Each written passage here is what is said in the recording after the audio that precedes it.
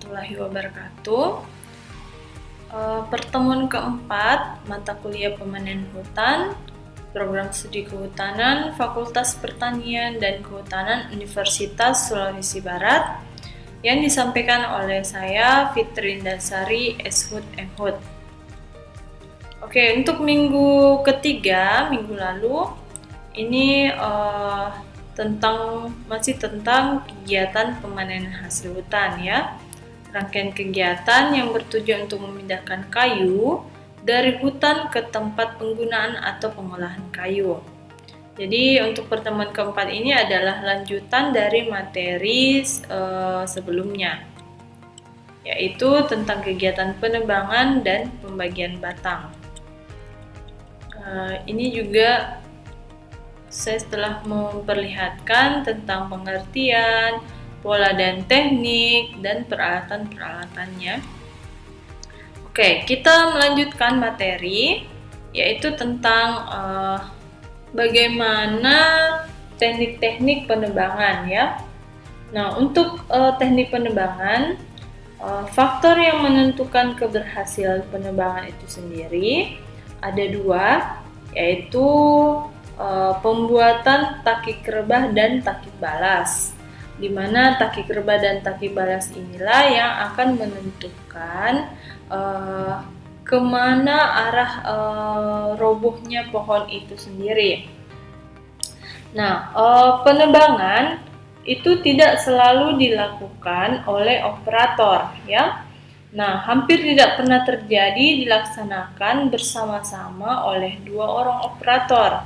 Jadi hampir tidak pernah terjadi konsultasi dalam proses penebangan. Ia adalah pemeran tunggal. Jadi baik atau buruknya itulah hasilnya. Nah, setelah kecondongan diamati, maka arah rebah dan jalur penyelamat itu dipilih.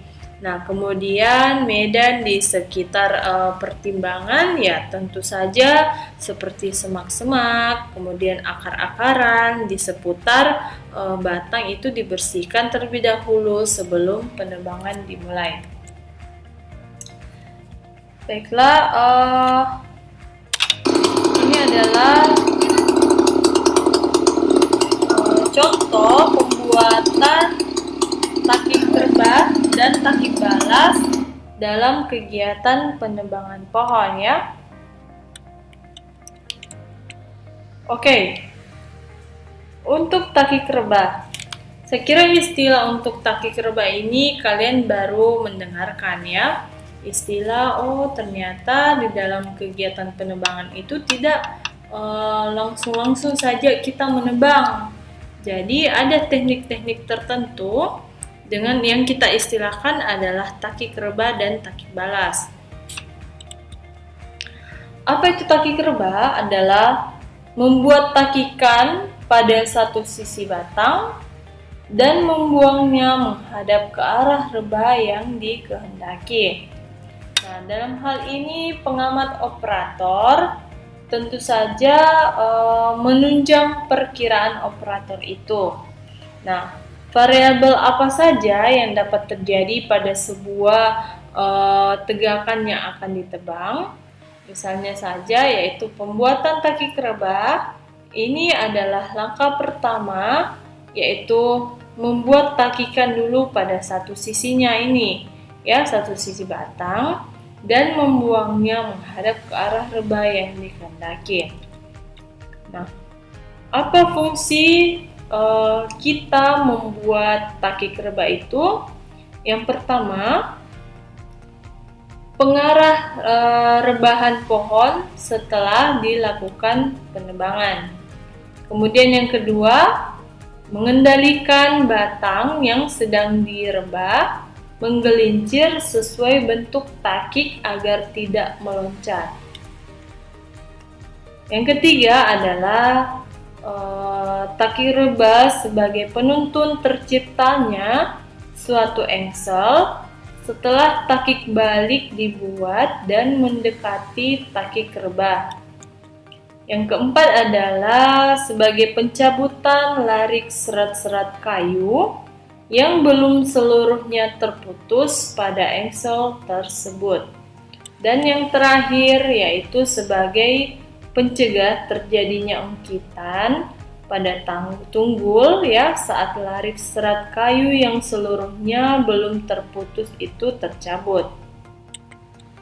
Nah, di sini ada dua macam takik rebah, yaitu takik rebah biasa dan takik rebah humol. Nah, ada perbedaan antara dua jenis takik rebah ini. Yang pertama, untuk takik rebah biasa ini cocok untuk kayu berdiameter relatif kecil. Nah, sedangkan takik rebah humol itu yang berdiameter relatif besar. Untuk takik rebah biasa cocok untuk penebangan kayu yang kecondongannya itu cukup berat, ya. Nah, sedangkan kalau takik rebah itu tidak cocok. Kemudian takik rebah biasa lebih memungkinkan ya pemotongan sedekat mungkin dengan permukaan tanah. Sedangkan kalau takik rebah humol itu pemotongannya agak lebih tinggi dibanding pada takik rebah biasa. Kemudian permukaan bontos menyudut, perlu backing lebih panjang untuk peralatan. Nah, takik rebah biasa, fungsi pengarahan rebahnya biasa gagal bila takik balas kurang benar atau salah. Sedangkan takik rebah humol itu lebih potensial dalam pengarahan rebah. Jadi masing-masing jenis dua takik ini, takik rebah biasa dan takik rebah humol ini masing-masing ada kelebihan dan kekurangannya ya. Selanjutnya, setelah melakukan takik rebah, kemudian akan dilakukan takik balas ya. Nah, untuk tadi takik rebah itu perpotongan permukaan takik mendatar dan menyudut harus bertemu dalam satu garis ya.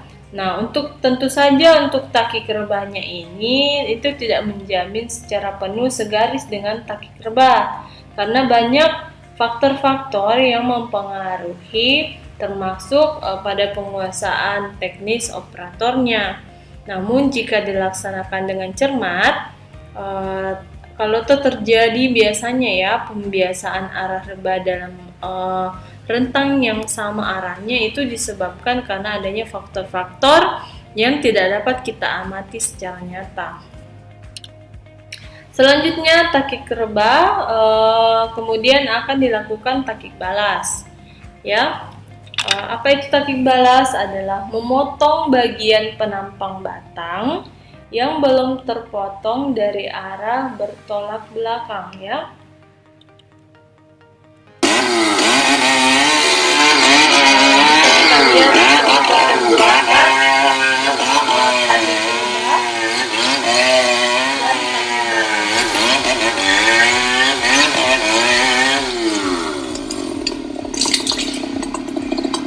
Nah, itu adalah banir ya, sisa pemotongan pohon atau penebangan.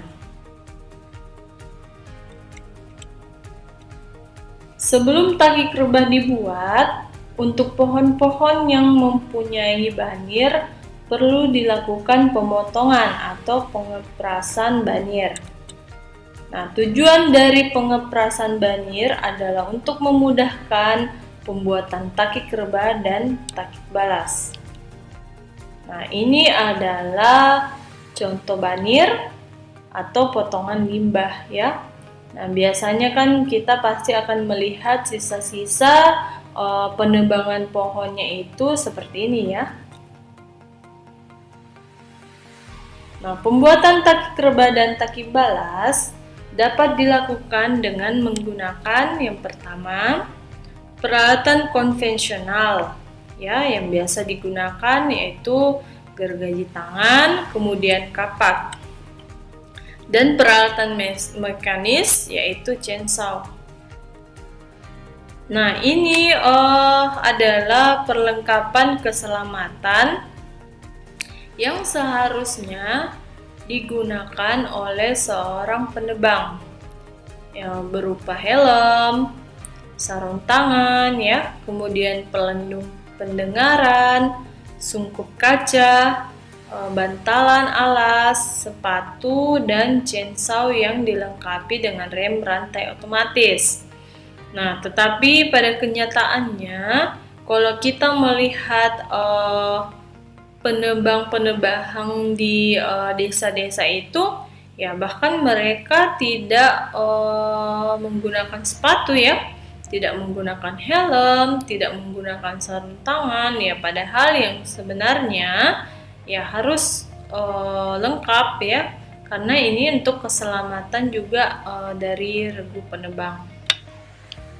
Nah, ini adalah contoh penebangan yang benar dan yang salah. Nah, kenapa kira-kira yang sebelah kanan ini salah? Karena masih banyak bagian-bagian dari pohon itu yang sebenarnya masih bisa ditebang, karena dia masih potensial dan masih komersial ya kayunya, sehingga bisa meningkatkan produktivitas dari kayu yang akan dihasilkan. Nah, yang betul itu adalah bagian kiri, karena pas di atas bontos kayu atau banirnya ya, percabangan-percabangan dari pohon itu sendiri. Lalu dilakukan kegiatan penebangan, yaitu takik rebah dan takik balas. Nah, membuat takik rebah itu terdiri dari dua bagian utama, yaitu alas takik dan atap takik. Nah, alas takik dibuat terlebih dahulu dengan kedalaman berkisar antara 1/5 sampai 1/3 diameter pohon ya di atas DBH-nya. Kemudian setelah pembuatan alas takik, selanjutnya membuat atap takik dengan sudut 45 dari alas takik. Nah, hasilnya berupa potongan yang disebut dengan mulut takik ya. Tadi dalam video juga sudah dilihat bagaimana bentuk dari takik rebah. Kemudian membuat takik balas. Tinggi takik balas diperkirakan 1/10 diameter pohon dari garis perpanjangan alas takik. Jadi untuk takik rebah dan takik balas itu tidak boleh sejajar ya. Jadi untuk takik rebahnya di bawah, lalu bagian atas itu adalah takik balasnya. Jadi untuk takik balas dibuat dengan cara memotong pohon secara horizontal pada ketinggian di atas sampai kayu engsel ya. Nah, kayu engsel itu apa? Adalah bagian kayu antara takik balas dan takik rebahnya. Jadi biasanya ada perpotongannya antara takik balas dan takik rebah, itu yang dinamakan kayu engsel. Nah, kayu engsel lebarnya kurang lebih 1/10 diameter. Nah, kemudian fungsinya adalah sebagai kemudi dalam mengarahkan rebahnya pohon. Jadi pasti ada sisa kayu ya setelah dilakukan penebangan dan pembuatan takik balas dan takik rebah. Pembuatan takik rebah yang tidak baik itu akan mengakibatkan yang pertama, pohon tidak rebah ke arah yang sudah ditentukan. Jadi misalnya saja kita menentukan arah pohonnya itu ke sebelah kanan, tetapi karena pembuatan takik rebahnya itu salah, sehingga bisa saja pohon yang akan ditebang itu malah menjatuhi penebang itu sendiri atau pekerja lainnya, atau misalnya pemukiman dan pohon-pohon lain-lain. Jadi pokoknya tidak sesuai dengan arah rebah yang sudah ditentukan. Jadi sangat penting ya pembuatan dari takik rebah. Yang kedua, takik rebah yang terlalu dalam akan mengakibatkan waktu rebah sebelum waktunya. Karena pembuatan takik rebah yang salah juga akan berpengaruh terhadap takik balas. Jadi berpengaruh terhadap juga kayu rebahnya. Nah, ini tadi ya untuk kayu engsel. Ya. Kemudian yang di bawah ini adalah takik rebah, bagian atas adalah takik balas. Nah, kerugian dalam penebangan yang biasanya disebabkan yang pertama, kemampuan teknis operator. Jadi biasanya karena misalnya operator penebang itu tidak memiliki kemampuan yang baik, sehingga yang sebenarnya dalam waktu 9 bulan harus selesai kegiatan penebangan, itu akan lebih memakan waktu yang lebih banyak lagi karena teknis operatornya itu tidak memiliki kemampuan. Kemudian yang kedua, teknologi mesin. Saya rasa untuk teknologi mesin setiap tahunnya itu sudah diupdate ya. Teknologi sudah semakin canggih. Itu sudah semakin canggih, bagaimana misalnya chainsaw itu dia bergerigi besi misalnya ya, atau bergerigi apapun yang lebih memudahkan kegiatan penebangan. Nah, yang ketiga adalah taat asa atau disiplin operator. Jadi misalnya jadwalnya itu dalam seminggu harus selesai plot sekian. Ya, itu harus disiplinnya operator itu memang sangat penting. Jadi harus sesuai dengan jadwal yang telah ditentukan. Yang keempat adalah pengarahan atau pelatihan dan pengawasan. Nah, ini juga berhubungan dengan disiplin operator. Yang kelima adalah faktor-faktor alam. Nah, saya kira untuk faktor-faktor alam inilah yang biasanya sulit juga ya kita menjangkau, karena terkadang juga hujan walaupun sangat panas ya tiba-tiba saja turun hujan. Jadi ini faktor alam ini yang kita tidak tahu karena bukan kita juga yang menentukan. Nah, ini foto ya penebangan pohon. Ini persiapan untuk menggunakan chainsaw untuk kegiatan penebangan. Nah, ini sudah dilakukan kegiatan penebangan dengan melaksanakan atau membuat takik rebah.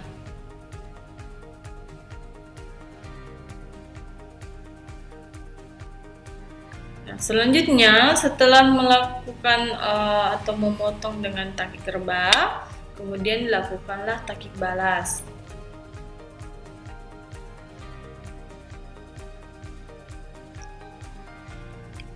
Kemudian pohon menjadi rebah, jatuh ya. Nah, ini dilakukan pembersihan pada diameter pohon. Lalu dilakukan kegiatan pengukuran, kemudian dilakukan penandaan pada pohon, lalu dibagi batang. Nah, untuk ukuran ini sendiri, nah ini disesuaikan dengan keinginan dari pembeli kayu itu sendiri ya. Nah, ini diukur ulang kira-kira sudah betul atau tidak. Nah, ini mulai dilakukan pembagian batang ya sampai ke bagian yang masih bisa digunakan ya. Oke, jadi saya kira itu saja pada pertemuan ini tentang kegiatan penebangan dan pembagian batang.